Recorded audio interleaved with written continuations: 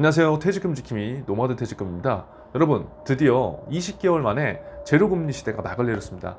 자, 이게 어찌 보면 굉장히 우리한테 좀 큰 이슈가 될 수 있을 것 같은데요. 누구라도 다 이제 기준금리 인상을 예상을 했는데 막상 0.75에서 1%로 지금 올라가는 상황이 되다 보니까 많은 분들이 과연 이 상황을 어떻게 헤쳐나가야 될지, 그리고 뭘 준비해야 될지, 이런 것들에 대해서 굉장히 좀 불안감을 가질 수밖에 없는 시장인 것 같아요. 자, 그리고 중요한 건 지금 기준금리가 1% 인상됐다고 해서 이게 지금 문제가 아니라는 거죠. 앞으로 테이퍼링에 따른 우리나라 기준금리의 영향, 그리고 거기에 따른 가계부채의 영향, 뭐 이런 것들이 복합적으로 나오다 보니까 앞으로 남아있을 그 공포들이 신경이 쓰이게 만드는 거죠. 지금 한국은행 기준금리 추이를 보시면 2015년 3월에 지금 2.0이었죠. 그리고 2019년 7월에 1.5, 그리고 2020년 3월에 0.75, 뭐 이러한 추이를 보였는데, 아무튼 간에 20개월 만에 지금 다시 1%대로 올라왔다. 그리고 현재 중요한 것들은 지금 1%가 아니라 추후에 어떻게 될지가 가장 큰 문제고, 지금 우리가 이렇게 두려워하는 것은 뭐 B2도 하고 우리가 영끌도 하고 막 이렇게 해서 우리가 재테크도 하고 투자를 했는데, 사실상 금리가 이렇게 인상되는 속도와 시기를 보니까 이제 사실상 투자를 이렇게 할 수 없는 시기구나 라는 것들을 많은 분들이 그렇게 생각할 수 있다는 거죠. 그래서 결국 가계 이자 부담이 올해 들어서 5.8조가 이제 증가됐고요. 내년 기준금리도 1.75%가 갈 수 있다는 얘기들이 이제 계속적으로 나오고 있습니다. 그러니까 내년에 기준금리가 1.75%가 갈지 안 갈지 아무도 모르는 거죠. 하지만 만약에 이렇게 된다고 한다면 지금 있던 이 가계부채에 대한 부담이 굉장히 심각해질 거예요. 이는 가계부채뿐만 아니라 기업을 운영하는 기업에도 굉장히 큰 부담이 되기 때문에 엄청나게 빠른 속도로 증가시키지 않을 수 있겠죠. 그래서 이번 시점에서 중요한 건 지금 가계부채 추이가 2020년 3분기에 1681조 8천억에서 2021년 3분기에 1844조, 약 160조가 넘게 이제 증가했다는 거죠. 그래서 결국 가계부채도 굉장히 많이 증가됐고 물가도 굉장히 많이 올랐기 때문에 뭐 한국은행에서는 어쩔 수 없이 이제 금리를 인상할 수밖에 없었다라는 것 같아요. 자, 우리한테 그런데 중요한 거는 뭐 기존 금리가 인상이 되든 안 되든 물론 중요는 하겠지만, 결국 우리가 금리 때문에 힘든 거는 결국 내가 지금 비투를 하거나 영끌을 하거나 뭔가 생활을 하는데 내가 돈을 빌린 그 대출 이자에 대한 부담이 굉장히 커질 수 있기 때문에 그것 때문에 이제 두려운 거거든요. 그러면 결국 내 대출 이자에 대한 부담이 얼마나 더 커지나 이런 것들을 냉정하게 한번 계산을 해볼 필요가 있을 것 같아요.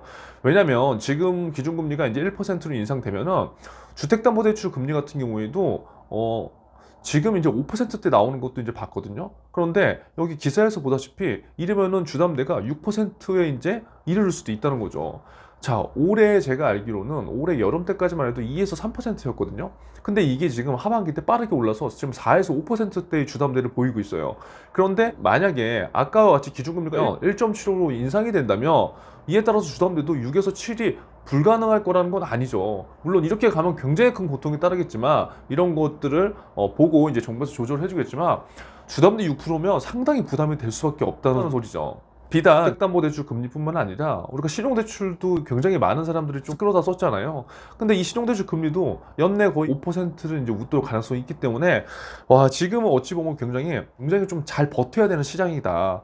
만약에 여력이 안 되면은 굉장히 많은 변수들이 적용이 될 수밖에 없다는 거죠.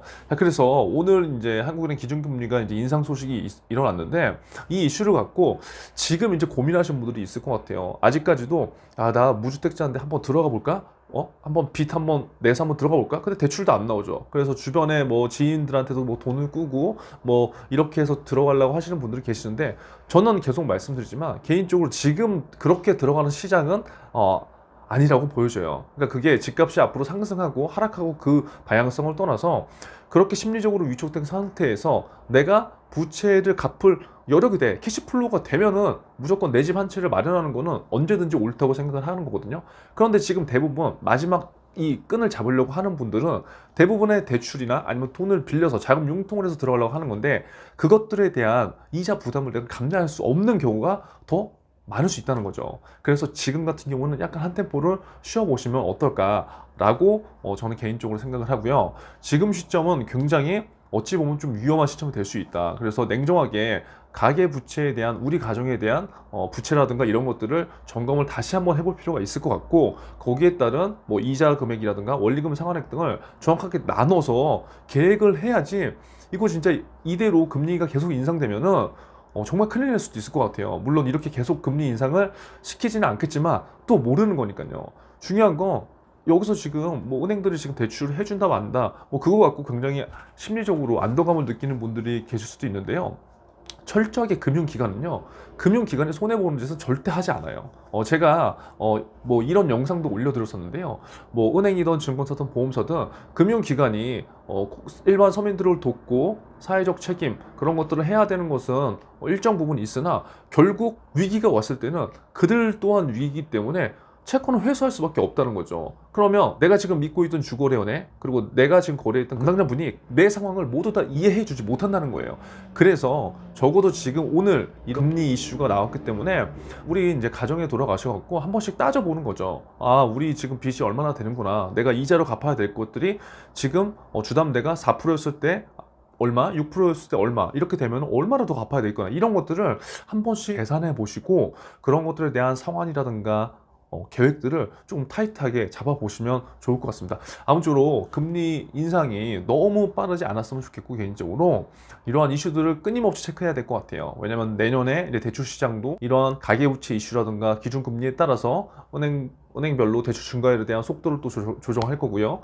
많은 것들이 이제 복합적으로 될 수밖에 없으니까요. 그래서 오늘의 결론은 내 빚은 내가 어떻게든 갚아야 되고 내가 계획해야 된다. 내가 누군가를 믿고 뭔가를 맡겨놨다고 하더라도 내가 다시 한번 체크해보지 않으면 언젠간 나한테 부메랑이 돼서 돌아올 수 있다는 겁니다. 아무쪼록 오늘 영상 시청하신 분들은요, 금리 인상 이슈에 대해서요 잘 확인하셔서 대비해 주셨으면 좋겠습니다.